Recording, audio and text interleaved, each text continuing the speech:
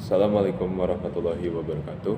My name is Dzamir Ahmad Baqi, and I'm, as the first speaker of the government team, here to present the motion. This House would abolish primary and middle school years that group children based on age and instead group them by competency and intelligence. So before that, I would say thank you for the adjudicator and judges to give this beautiful opportunity.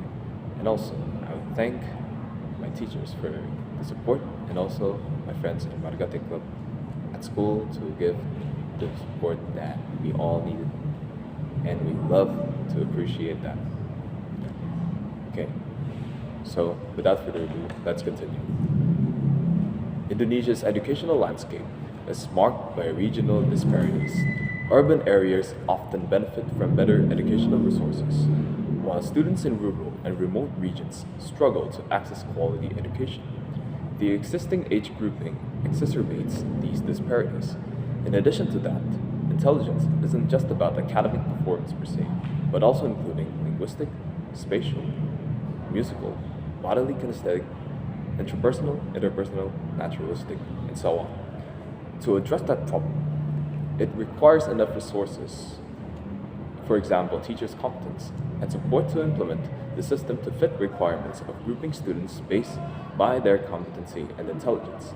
With that being said, it's clear that a one-for-all approach as the traditional system of age grouping is no longer relevant in Indonesia's education context, so it requires differentiation in the learning process.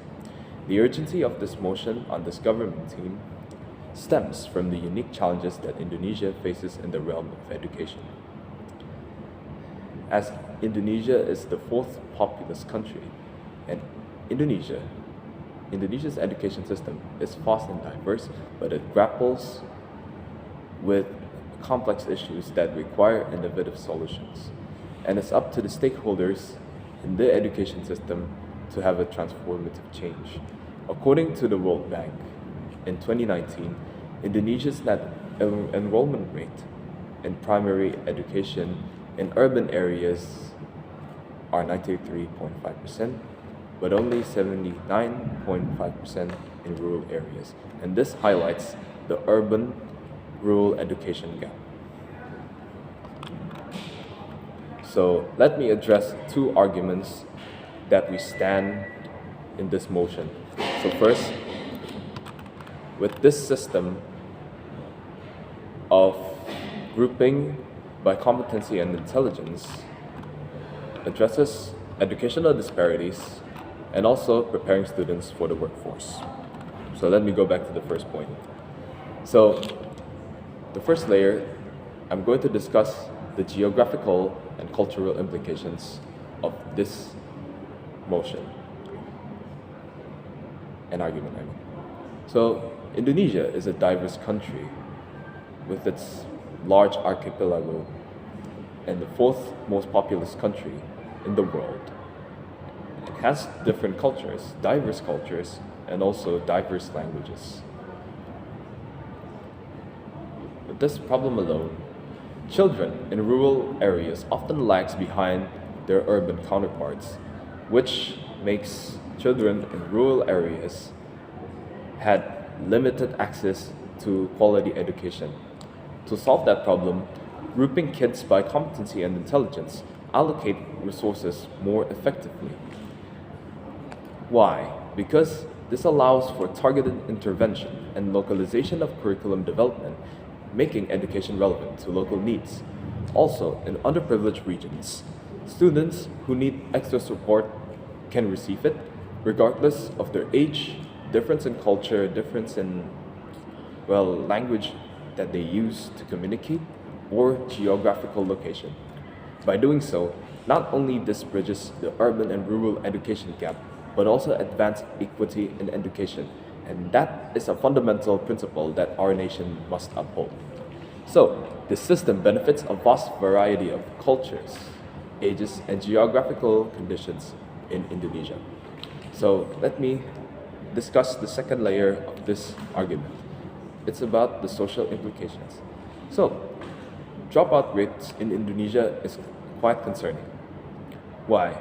Because many students struggle to keep up with the current system of age grouping system, and this creates a peer pressure, and thus this makes the students have an eventual dropout. So, to address that situation, if we transition from the current system of age-based grouping system to a competency-based grouping, students progress at their own pace, reducing the likelihood of academic frustration and dropout rates. With this alone,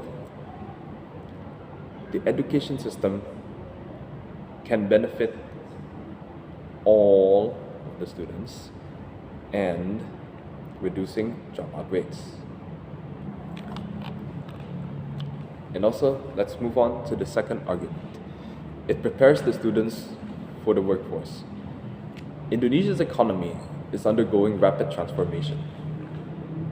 With this alone, new industries and technologies are reshaping the job market, and traditional age-based group may no longer serve the purpose of preparing students for the workforce due to the new industries and technology and are reshaping the job market, such as with this AI revolution.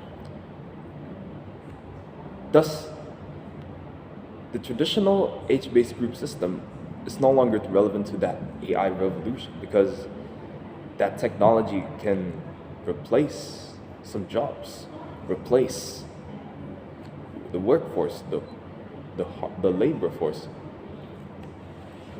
And to address that kind of situation, with a competency-based system, this equips students with practical skills and allows the students to learn at their own pace.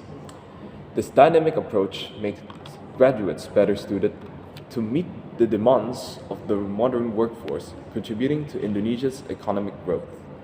So, the practical steps that we can do is to make the teachers and students collaborate to create a platform to push the students to their full potential. Practically, for example, let's just say in the workforce, we need programmers, and school creates a platform for them to express in that potential, to upgrade their potential in coding, and also to create programs. And thus, this will make the students prepared for the workforce, as I said. So, in conclusion, our team stands by this motion for a more inclusive, adaptable, and effective education system for Indonesia. One that empowers all students to reach their full potential, regardless of their background or location. Thank you for listening. Wassalamualaikum warahmatullahi wabarakatuh.